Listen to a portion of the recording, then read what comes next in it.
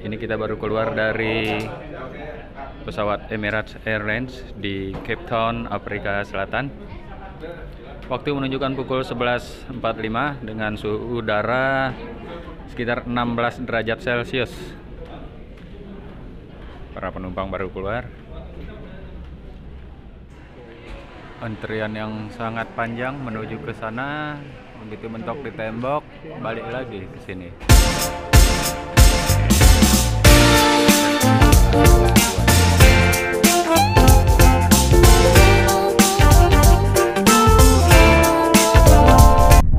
Terbang cukup jauh dan saat ini kita menuju ke restoran dulu untuk makan siang dan mungkin bisa sambil melihat kita akan makan siang di restoran namanya Alhambra.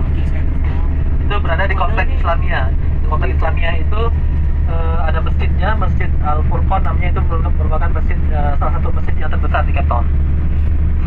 Dan memang banyak komunitas Cape Malay juga yang berada di sekitar sana.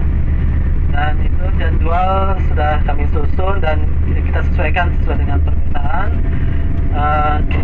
Satu hal mungkin yang saya perlu ingatkan Bapak Ibu sekalian, bahwa di Cape Town ini walaupun kota wisata tapi kriminalitas cukup tinggi. Ini coba lihat timpangnya ini. Jadi mohon nanti agar dijaga barang-barang bawaan. Di perkampungan kumuh. Di hotel makan itu HP tidak baik untuk ditaruh di atas meja dan ditinggalkan, tapi baiknya mungkin dikantongin. Dan kalau di keramaian mungkin hati-hati menggunakan HP. Gila nih negeri. Terus kalau di kamar ada safe deposit box, mungkin lebih baik itu digunakan. Sebab biasanya walaupun hotel-hotel bintang 4, bintang 5 itu juga cleaning service-nya itu outsourcing. Jadi karena dulu pernah ada kejadian juga sih, hotel paling bagus di sini, delegasi Indonesia juga kehilangan uang ya. Kita ya ngurusnya agak lama juga sih, walaupun akhirnya setelah beberapa bulan dapat diganti, walaupun nggak ketahuan siapa yang ini, akhirnya hotel yang ganti.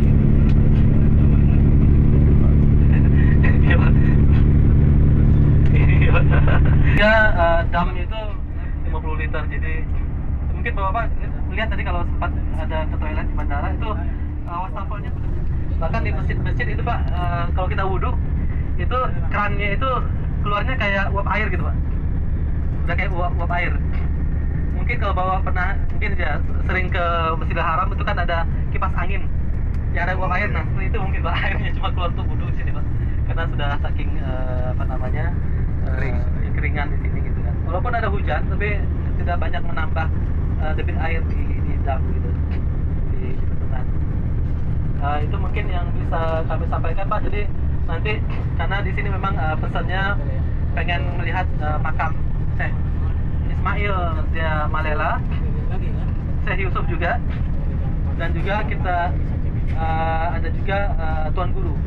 Jadi di sini diaspora atau ulama atau pejuang Indonesia yang keturunan Nusantara yang diasingkan ke sini, yang paling terkenal memang Syekh Yusuf. Syekh Yusuf sudah diangkat sebagai pahlawan nasional kita. Kemudian juga mendapat Order of Oliver Tambo di sini, itu anugerah tertinggi oleh Afrika Selatan untuk orang asing. Dia semacam pahlawan juga. Jadi bisa dibilang pahlawan dari dua negara itu Syekh Yusuf itu. Nah, beliau ada di Makassar, makamnya. Itu akan insya Allah kita kunjungi nanti di salah satu harinya. Kemudian juga yang kedua ada Tuan Guru dari Tidore.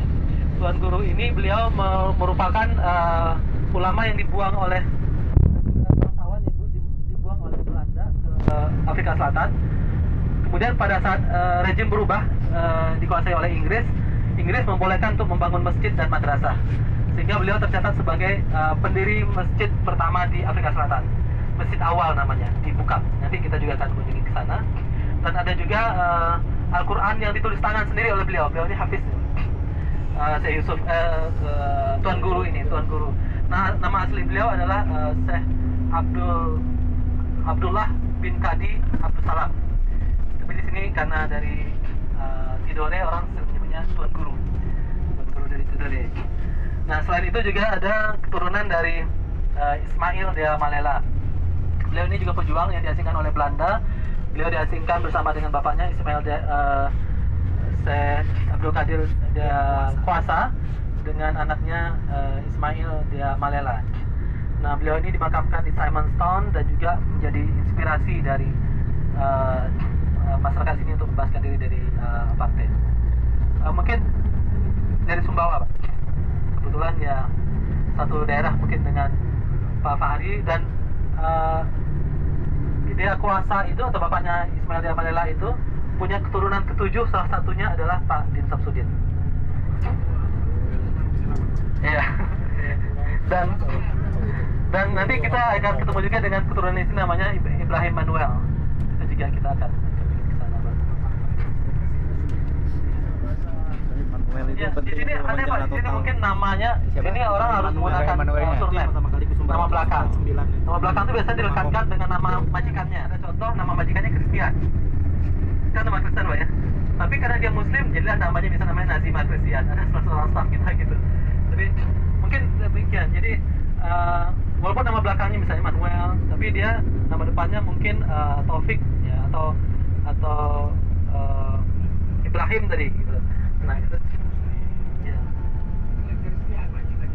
ya Muslim Kristen gitu, Pak. Jadi surname-nya dilekatkan gitu, Pak. Jadi namanya bisa jadi gitu, Muslim Kristen gitu. Jadi gitu, memang di sini harus pakai surname gitu, Pak.